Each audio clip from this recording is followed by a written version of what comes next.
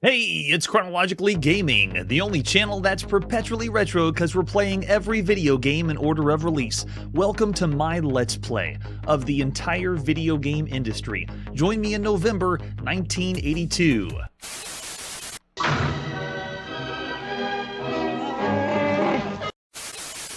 We were last playing licensed chess on a home console. Let's see what our next game is.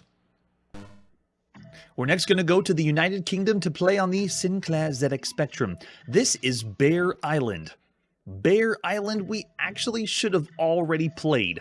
Here is one of the boxes that Bear Island was in. And if you notice, there's already a game here called Mongoose. We already saw Mongoose in August, somewhere in August 1982.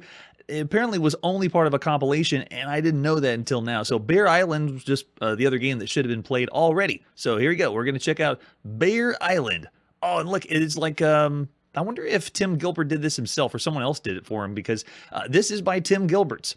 His third game that we've seen, 3D Maze of Gold, and then Mongoose. So this one is only for the Sinclair ZX Spectrum. It is our 133rd game we've seen for this micro. So here's the whole thing. There's Bear Island. Your planes crashed, landed in Arctic ice floe, inhabited by ravenous polar bears. You have to lead them into Eskimo ice holes. Did I say ice holes? Fishing holes. Yeah, don't say ice holes too fast. This most likely is the first box that ever came out for this little compilation. It's called Games Tape 1. And I think that was the very first one. And the cassette is just flip it over Mongoose or Bear Island. You know, you get two games in one. What a deal. The very last release was this one. So a different artwork that was done. And you can see Gilsoft, that's right, Tim Gilbert's has his own publishing company, which is so cool. If you think of just the humble beginnings of video game developers, it's right here. So, and there's the example of the screenshot. The manual is not really a manual. All this is what we saw on the inside. You're trapped in the Antarctic after your planes crashed and have to survive. And we'll get the idea because the instructions are given in the game itself. So this one is a few different versions. Let's pop it and play the right side of the cassette tape. Bear Island, Tim Gilbert's and Gilsoft International. It is not really November 1982. This is most likely still the summer when this one came out. So ignore that one. All right, we got a high score table here. Nice. And we want instructions. Sure. You're on a transglobe flight. Your plane crashed in the Arctic. You have to fend for yourself until a rescue helicopter arrives. Your survival is in the main threat. Threatened by polar bears who just want to eat a human steak. No problem, but we have no ammunition for your gun. Uh-oh, that means it's not a shooter. You really should give characters guns if they're going to play video games. We have to use the arrow keys, so we're going to be using the cursor keys on our Sinclair ZX Spectrum. That's who we are. There's the polar bears and there's the fishing holes. Ready? Let's play. We begin the game, and it is a real-time moving around. Oh, I can't move diagonally? Darn, I can only move up, down, left, and right. But the polar bears can definitely move diagonally. I'm supposed to be, in real time, leading them to the holes to get them trapped. And once they're all trapped, then I can move on to the next stage. Don't let them get to you. I think they might. Oh, I can move to the left really, really fast, though. So you can see a couple of the polar bears already got stuck. So we've seen this before. This game has happened before. And I'll give everyone just a few seconds to see, to call it out in the chat if you want to. It is a very, very old game. Uh-oh, don't kill me. Oh, rip, crack, squash. One of the bears got you. That's the end for you. Oh, we can put our name in? No way. All lowercase. I think someone said that last time. And if we want to play again, we can play again. Yes, so, oh gosh, the randomness of this. It is randomly generated, but you can sometimes randomly just get in a bad spot. Really, really simple premise. This is a video game called Chase. Yeah, Robot Chase is another one I saw from the chat. Oh, if you go too far off the side, you die too. Originally was on mainframe in 1976. This is the 10th Chase variant that we've seen up to this point. And some of the games that you could play that are pretty good for Chase variants would be like Robot War on the Fairchild Channel F. Killer Bot, that was on the Coco, is a pretty good one. Space Chase, Zombies, that was on the ZX81. But the best one still so far is Rabots on the Atari home computer. There's also Space Chase and Robot Chase. I would say, since this is on the Sinclair ZX Spectrum, it is a simple idea. I can understand being a part of a compilation of two games, but a Robot Chase on the ZX Spectrum, I would say, is worse than Bear Island. So there's only two games that are like this right now on the Sinclair ZX Spectrum. But for us, It's just real-time, sort of tactical, not really, moving units or guiding units around to see if they can get trapped. Oh, that's interesting. Moving to the left, you move really fast. Yeah, top-down. I like that description. It's a floor trapping game.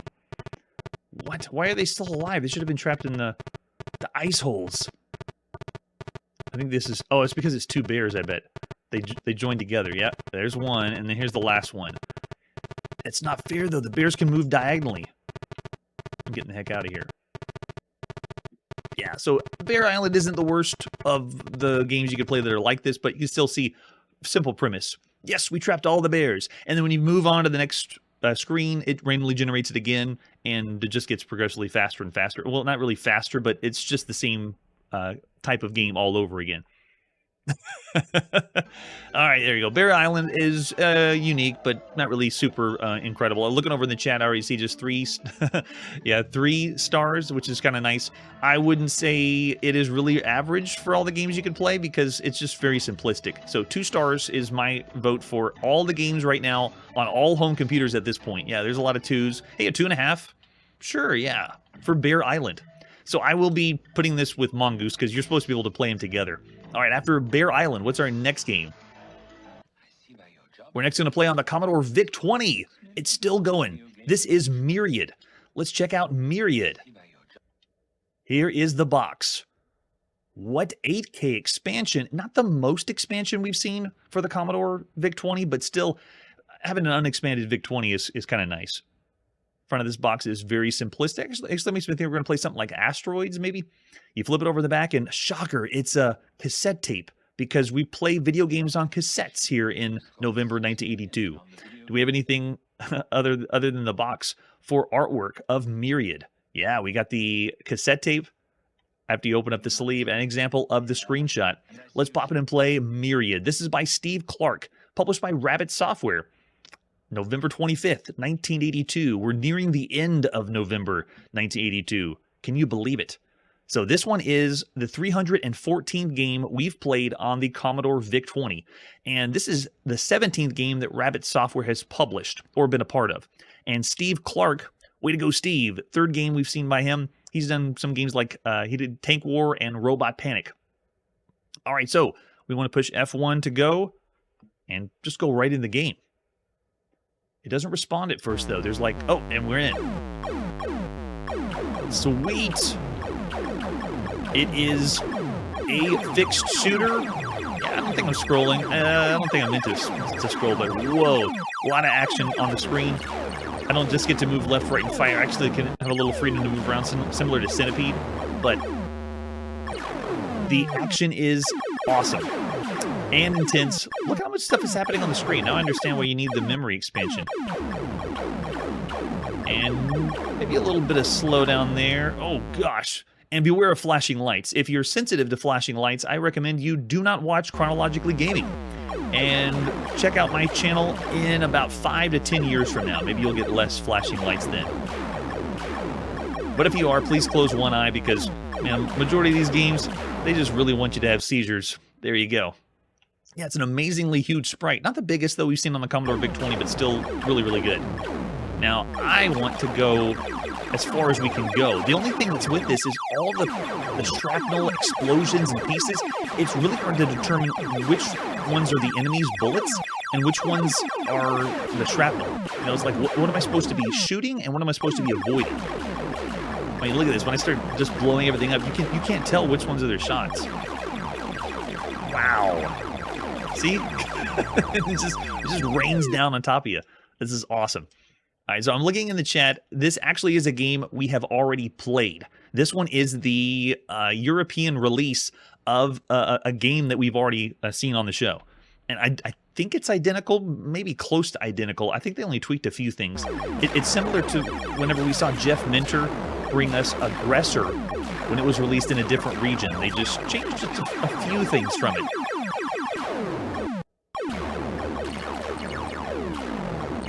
Yeah, it's not doing anything very obvious for a ripoff like Astro Invader or Galaxian or Galaga or things like that. This one kind of reminds me a little bit of Sneakers, just a little bit. Maybe kind of like Mega Mania that's on the Atari 2600. But in a sense, it's still doing its own thing. But it is essentially just a fixed shooter. But how far can we go? I like all these different enemy types, though. Changing it up a little bit. We've seen games that have started like this, but then they've ended with different game modes, like switching it up.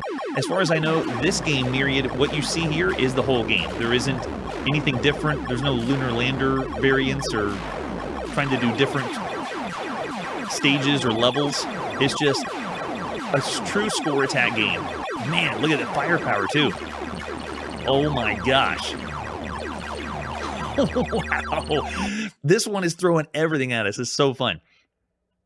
So this one is the 377th fixed shooter that we played across all systems. There is 214 fixed shooters on home computers right now that we played on the show. And on the Commodore VIC-20 alone, this is the 55th fixed shooter. Move left, right, and fire. Thanks, Space Invaders, for that. On just this one computer, we played 55 of games that are like this. Yeah, right? This is so nuts. It's so fun, though. I mean, if you had this, you'd be blown away. Right now, the best fixed shooters you could play on the Commodore VIC-20 are Gorf, Grid Runner, Nightcrawler, TerraGuard. That was the one I was thinking of. TerraGuard's the one that has a really large ship that you're moving around the screen. Very impressive. Way to go, Steve. And Video Vermin, it's another really good one. A top-tier fixed shooters for the Commodore VIC-20. Oh, and I also have shields. Where's my shield? Is it spacebar only?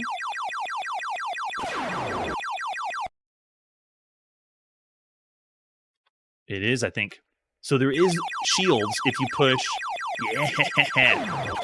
Awesome. So when it rains down, you can use that. I'm surprised it doesn't let the joystick raise your shields, though.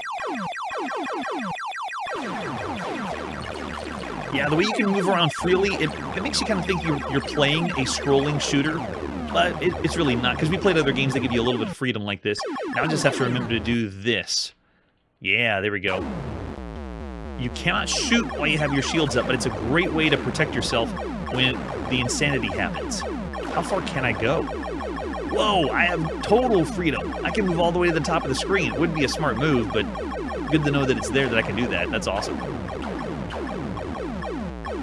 Sweet.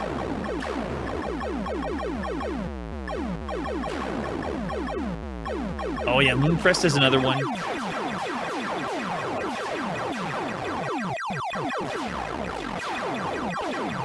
Oh yeah. You would have a blast with this right now. To go against everything else that's on the Commodore VIC-20, I think you already got 55 games that are pretty close to this. I mean, you got to know the competition is already a little steep. I would say, of all the games you can see or play right now, this one is around the same level as some other games fixed shooters we've seen on the Commodore VIC-20. It's not up to the level of some of those best ones that I just brought up, but I would say Shadowfax, as far as like in the same level as Shadowfax, or Paratroopers, Arcadia, Arachnoid, Ape Escape. And actually, it kind of reminds me of a game we played called Xeno 2, but Xeno 2 had different game modes. You know, it was Xeno 2 switched it up and had something that looked kind of like asteroids or played like asteroids, and then another mode that was kind of like Lunar Lander. So Xeno 2, it wasn't as polished as this. The shooting mode of this is awesome, but it actually is a game we've already played. This is Robot Panic. Steve Clark did Robot Panic. And this one is the United Kingdom release. This plays exactly just like Robot Panic. So yeah, looking in the chat. Oh wow, I got a 4 from Jerry. Nice. 3.5s. Yeah. You notice the hit detection too, James. I saw that where sometimes I'm shooting and it seems like I'm making a shot, but then sometimes I'm not making a shot. Yeah, right. It does feel like almost like a 2600 vibe to it. That was another competition because the Commodore VIC-20 was sold in gaming stores with other consoles. What's a computer and what's a console, it really doesn't register as clearly as we would call it nowadays, but Yeah, that's pretty cool. Yeah, so pretty much the same as Robot Panic, if you want to check that one out. And I'll include links for that one too. Of all the games you can play right now on all home computers, not just the Commodore VIC-20. If this was VIC-20 alone right now, I might say 4 or 4.5 stars for this, just because of how fun it is for a shooter. But for everything on all home computers right now, I'm going to go with 3.5 stars. Yeah. Yeah, the market is getting saturated slowly but surely. Yeah, I like the action focus too.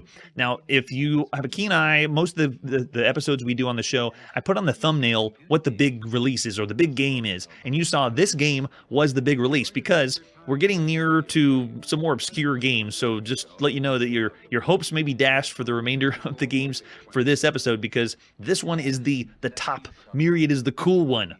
All right, let's see what our next game is.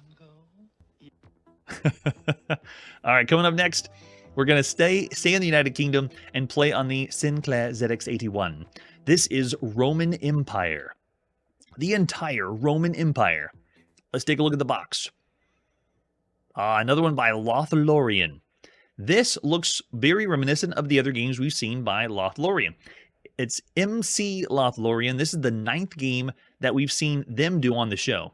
And this is actually all the ports. We're going to see the 9th game by them, the 10th game, and the 11th game by them, because when I say we've seen a certain number of games by a certain company, I include all the ports, like every time we've ever had any reference of them whatsoever. The ZX81. And I don't think we have anything else for this, unless we have... Do we have any information besides opening up the whole sleeve? Thanks so much for the scans. Everyone on the internet. I appreciate it. Oh, we got the ad you would have seen in magazines. The latest 16K game from MC Associates. I didn't know they were called that before Lothlorien. Specialists in war games, simulating the ancient period. And they have. Up to this point, we've seen Samurai Warrior by this company, Tyrant of Athens, Warlord, and then one that really isn't a strategy game, but Galactic Commander, which is kind of cool. And there it is. Open up the inside sleeve.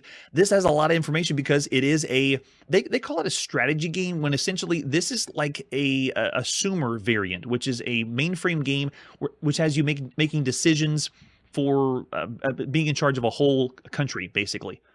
And we're going to be in charge of Rome or the Roman army. Look at all that text of everything to play the game. All the abilities, what countries and parts of Rome you're going to be conquering, what legions and commanders, it's all on the inside sleeve. Yeah, more blips and bloops. Well, not really here on the ZX81. Let's pop in and play Roman Empire. This is MC Lothlorien. It is November 28th, 1982. In other words, we're pretty much at the end of November 1982. All right, yes, refer to the written notes. Remember that, because we're not going to remember any of this. We can choose the difficulty level. I'm just going to go with level 1 for right now. This is the 86th game we've played on the Sinclair ZX81. And this one is another, I would call these management or not really a business simulator, but they're the same idea as the Sumer variants that we've seen up to this point. This is going to be the 16th variant of Sumer, which was originally mainframe making decisions for a whole company. Some other games we played that are like this have been Conqueror, or a Viking is another one that's been on lots of home computers. It's a turn-based strategy game, and this one's single player only. You don't get to play with other people. So this is how it is. It reminds me of Lemonade when we played Lemonade Stand. You just make decisions. What do you want to do? You can check countries, check legions, check your generals, build or change an army. I think we should do that first. And by the way, this game, and there's some games on the ZX81 that do this, every time I push a key in on my membrane keyboard, the entire screen flashes. So again, if you have sensitivity to flashing lights, you probably shouldn't be watching Chronologically Gaming. What army do I want to build? I want to build Army 1. So look, every time I type, it totally clears the screen and moves on to the next one. Just imagine playing this on a really tiny like calculator computer. That's what we're playing on. All right, do I want to add a legion? Yes, I do. Every one. Enter the legion number. Let's do... I want to do 2. Do you want to add another legion? No. And no, I don't want to remove a legion.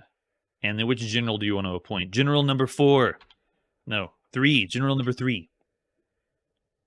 And there it shows what army we're in. And you have to build your army from here. Since this version of the game has all the flashing, I'm just going to stop this version and say, you understand how the game works. We're not going to go through a whole mode of Roman Empire here on the ZX81, but it's still, I would say, because of the rudimentariness of it, I'm going to go 2.5 stars of all the games you could play on all home computers right now, at least this version of Roman Empire. Because if you want to play something else like this, Warlord is actually really fun. It's a cool idea, and I like being able to play a strategy game where you're in a period piece, per se. Yeah, Brad's thrown out a 2-star rating. So, but that's not all. We have other Roman Empires. The next game is Roman Empire for the Sinclair ZX Spectrum. Let's kick it up a notch. Add some color and sound. I hope they do. A lot of the early Sinclair ZX Spectrum games are basically ZX81, and they're all in black and white, and they don't really have any thrills or frills. Yeah, right? I know, right? It might seem, well, it seems broken, I guess, if the screen's flashing like that. The box looks exactly the same, except they slap a sticker on that says Spectrum, so you can play on your Sinclair ZX Spectrum. This one only needs 16K. You don't even need that much on this. That's incredible. And I think that's all we got for Roman Empire. All right, and there's no other versions. Here we go. Roman Empire for the Sinclair ZX Spectrum at the end of November 1982. This is our 134th game for the Sinclair ZX Spectrum, and the 17th variant of Sumer. The same idea. Oh, they did have color. They did blue. That's so nice. But it's the same thing, right? Oh, no flashing screen, though. That's a plus. Yes, right. The whole game is text. You will get, I believe, no, there's another version that has it, but everything else, this is all text. That's all you're going to get. So you can make attacks, but you can't do anything until you actually build or change an army first. Let's go ahead and build our army. Yes, I want a legion. Yes, I do. And do you want to add another legion? Yes, I do. 5. Yeah, add more troops. And I'm going to say no for that one. No. And then add a general. General number 3 is the way to go. And then no, and no, and no. And then let's make an attack. If I make an attack, it's going to say, what country do you want to attack? You have to refer to the notes because it's just the number. And they'll tell you what number. So I'm going with country number 3. I'm attacking Dacia. Which army are you attacking with? The only army. Army number 1 is attacking. And this is the game. So there isn't any graphics. You can see what just happened. Whether we have a victory or defeat, it's just making a few decisions, but it's very, very rudimentary. So I'll still say for the Sinclair ZX Spectrum Roman Empire, there's better we've seen by MC Lothlorians, but still around the average range for everything up to this point. I don't know if you call it HD graphics, but yeah, same score, 2.5 stars. That's how I feel as well. Now, here on Chronologically Gaming, we showcase games. There are very big, massive strategy games that I'm sure, don't do justice because we're trying to get through everything and see everything in the world of all video gamedom. And so with games like this, you really should be sitting down, spending a lot longer on these games to determine which ones are fair, if they have done the right calculations for how the game is running, but we don't do that here. So I do include links down below if you think to yourself, this Roman Empire intrigues me. I want to know more. So check the video description and you can get more information on Roman Empire than just right here on the live show. But that's not all. We got one more. We have a Roman Empire on the BBC Micro. So it is a United Kingdom kind of night. Let's check out Roman Empire on the BBC Micro. And the same box. They just slap a different sticker on it. And this is going to be the trend in computer releases. When they have one game and they want to point to several places, they just slap a different sticker on it. I think that's all we got, right? Yeah. All right, so here we go. Let's pop in and play Roman Empire on the BBC Micro. We do not need to wait for any cassette to load. It's great. You'd be waiting a long time for this. So this is still, we're near the end, the very end of November 1982 when this was released. Ooh. The fancy version. This is our 41st game we played on the BBC Micro up to this point, and the 18th Sumer variant here on the show. And the 11th game by MC Lothlorian. Oh, there we go. So we have music is already a plus. Can't tell if it was public domain or not. Please note there are more than 10 countries to conquer and 18 legions available, not 6 and 18 as the notes. Which means, is my guess, they used the same notes they did on the ZX81 and the ZX Spectrum, but they just didn't update the notes. So the game has been updated, but the notes don't have the same. Okay, so we can display countries, make an attack, change armies, make a retreat, campaign report. So yeah, what if I do display countries? Does it have graphics? Ooh, it does. Cool. Well, it drew something. So maybe it's not all completely a wall of text this time. I know, right? Isn't that lazy? And there's the country numbers and the number of troops in them. What's the lowest one that we have the best chance of winning? Gallia. Let's do number 2. So we'll try to take out number 2. So go ahead and make a change to our armies. We're numbers. Our self is number 1. So already the presentation is just a notch better than it was on the other 2 microcomputers. But I'm going to go with Brutus. Et tu, Brute? Legion to be added. Let's add that one. You can see it's adding the people to our army. Which army do we want? I want to do the same one with Brutus. And add more. Okay, and then 0. Okay, so we have our army now. Can we make an attack? What was the name of that country again? I wanted to go with the weakest one, number 2, Gallia. So now let's make an attack with number 4. So it's a completely menu-driven system, and lots of strategy games do this. It's a great way if you're programming in BASIC or you want to do something slow-paced, not needing a lot of things happening on the screen at once. And then you just pick from like it's not really multiple choice. We played actual multiple choice video games. This one is just menu-based. All right, so what country? Number 2. Make an attack. Which army do I want? Brutus was number 3, I think. I really hope that was the right one. Where's my Brutus? It was number 3. He's got the troops. Yeah. So why didn't the attack work? Country number 2. Yeah. Gallia is already... Oh, there's already an army there. So we already sent the army to Gallia. Got it. All right, so they're just making the attack. Darn, there was no animation, there's no pictures. We played video games that have that, though. This game makes me feel like it maybe came out earlier in 1982 or a little more rudimentary, because we've seen little things for strategy games where they give you a little bit of something on the screen. This is just so minimal. It feels like it's giving November 1982 a bad rap, is what it feels like. But I'm sure some people had their enjoyment playing Roman Empire, or MC Lothlorien would not exist, right? Yeah, it's a little bit better, but I mean just barely better than everything else that you could be playing right now. All right, there you go. So a quick taste and a showcase of Roman Empire. If you want to play games that are similar to this and better than this, check out Viking, check out Warlord, or maybe even Tyrant of Athens. It has the very same or very similar box art than everything else we've seen up to this point. Yeah, we get some bleeps and bloops.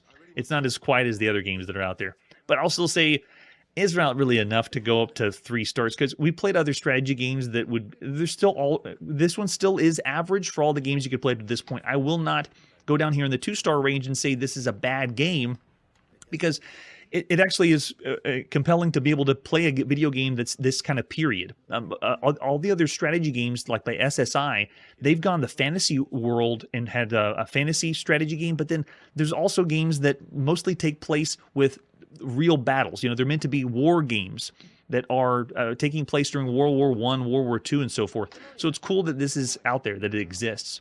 And Marshall's also saying 2.5 stars as well. So there you go. For the games that we're seeing right now, at this point, the release dates for some of these games they're not pinned in stone. So if we hear about from magazine articles or read about magazine articles, sometimes they're not correct on the release dates of when everything came out. So we're not really so sure. So if you send me a message in the chat and say, well, this game actually should have been released, months later, or 1983 or so forth, because some of these video games have a long story behind them that I'd love to uncover, but we just need to get through all the games and play it. Oh, here we go. Yeah. For the even lower for the earlier versions. Nice, I love it. All right, this means this video game is the very last video game that we could find a release date for in November 1982. So that means next time on Chronologically Gaming, we start playing all the games that were released sometime in November 1982. all of the games that we could find definite release dates in November are done, and now we're going to go off the rails and play everything else in November in alphabetical order. What we do on the show is we give them all release dates of November 30th, even though they weren't technically released exactly on November 30th. That's just our way to mark them as these games were sometime in November. They could have been early, they could have been late. We have no idea, but they're somewhere in November, and we just take them all in alphabetical order. So that's where we're going to be headed next. We'll start with something that will crash, something's going to be like Star Wars, and the next time we're going to go beyond Planet of Death and an Ekin Curse. That's it for today, and like I always say, if you're still here, you must like video games as much as I do. Hey everybody, thanks for checking out the channel and joining me on my quest to play every single video game in order of release. We'll be streaming live every weekday at 9 p.m. Central, so join us and let us know if we missed any games along the way. This video would not be possible without Launchbox, RetroArch, and MAME. Tell all your friends there's some crazy guy named Chronologically Gaming trying to play every single video game. We have links down below that'll send you to places like our Discord and Patreon, and one that says all the video games we've ever played. If you go there, it's a list of everything, and you can click right to the game you want to see. Chronologically Gaming is the name to look for. We are perpetually retro, and we will catch you next time.